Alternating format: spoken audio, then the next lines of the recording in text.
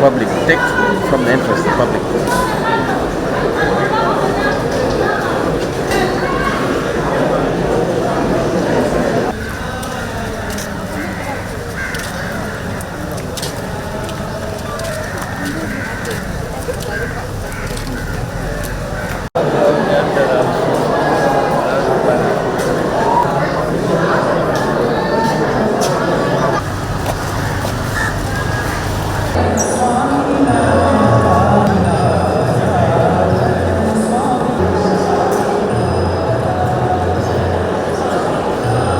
So please no photography, if now.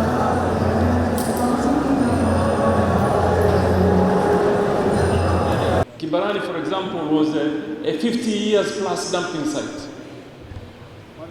Hasu spent close to $1 billion transforming Kibarani on behalf of the people of Mombasa. Obviously, as a politician, yasema mimi nimefanya, but Hasu helped greatly in transforming and, of course, beautifying Mombasa. To say asante sana, thank you for coming here, all of you gathered here to pass on the condolences. It really matters to us. It has really touched our hearts, and I know we cannot bring the great man back. We never had Hasu calling for Harambee. We never saw Hasu going out everywhere to say, I am the one giving 300 million. I think there's a lesson for politicians to learn from Hasu.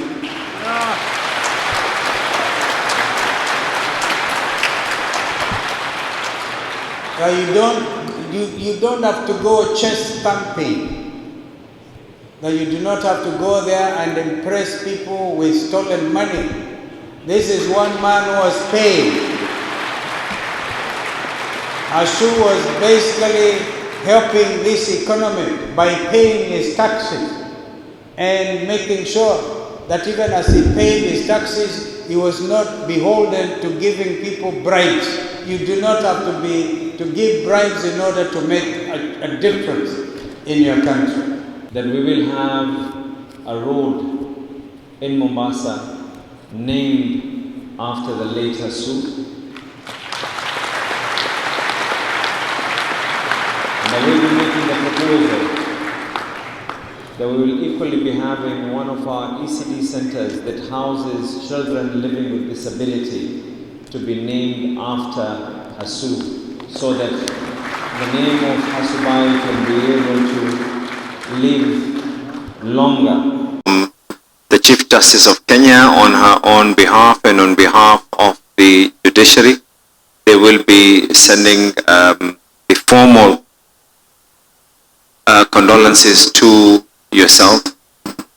I'm not going to talk about who Hasu was, because everyone has actually stated who Hasu was and who others who felt who Hasu was and the issues and the things that he has been able to do. What I will do though is probably give a message. When I received the call of the passing of Hasu, I was not in Mombasa, I was in Luo Nyanza. And it was a bit of a shock, but I thought of two things. Two things came to my mind when I actually received that call. And one of the things was how I felt when my late father as well passed away. And the second thing I thought of was all the dependents who Hasu has left behind. But I want to assure you, God works in miraculous ways. I strongly believe the goodness in Hasu will be able to be passed on to those who have been strongly dependent on his goodwill. I have a message. This is something that I wish to be able to send out to the family of Hasu. After today and tomorrow and the day after, the reality of losing your father will start seeping in. The reality of everything else will start getting in. My message to you, stay united. Stay strong, stay united, and be rest assured that you have a friend in not only the governor of Mombasa, but you have a friend in the government of Mombasa as well. I will be making a proposal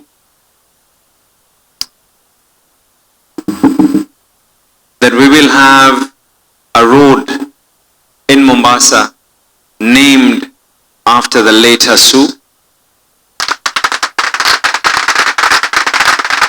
And I will be making a proposal that we will equally be having one of our ECD centers that houses children living with disability to be named after Hasu, so that the name of Hasubai can be able to live longer.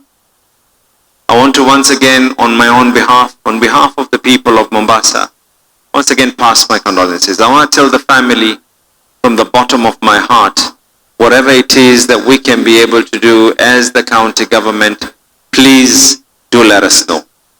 I have a message that I'd like to read, and I'll be passing it over to the family from my party leader, Raila Odinga. And as I do that, I also want to recognize the entrance of the High Commissioner of India as well.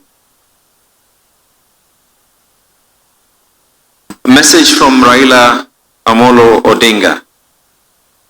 I was deeply saddened to learn of the sudden death of my friend Mr. Hasmukh Patel, a man who meant many things to many people and to our country. Mr. Patel and I were friends for years, and a close supporter of a number of causes I was only in. He also offered much needed advice from time to time on a range of matters. In his death, we as a country have lost a man who left a mark in Mombasa, the coast and the country through philanthropy, investment and community service. Through the Hasmukh Patel Foundation, Mr. Patel proved that philanthropy is not an alien concept in our society, as he supported the needy of all ages and backgrounds. Many young people attained education courtesy of scholarships from Mr. Patel. Our country, especially the coast, benefited from his deep belief in environmental conservation and thrift. Most importantly, Mr. Patel championed industrialization and manufacturing, giving the country the much needed foundation for economic prosperity.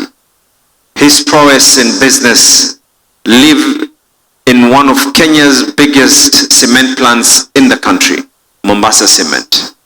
He also left us with corrugated iron sheets in Kenya and Tororo Cement in Uganda. The transformation of the Kibarani dump site into a modern recreational park stand out too as a lasting legacy. At this moment of grief, my thoughts and prayers are with Mr. Patel's family and the hundreds who depended on his acts of charity and who are now orphaned. May God rest his soul in eternal peace. Signed, Right Honorable Raila Odinga, Elder Man of the Golden Heart. Thank you very, very much.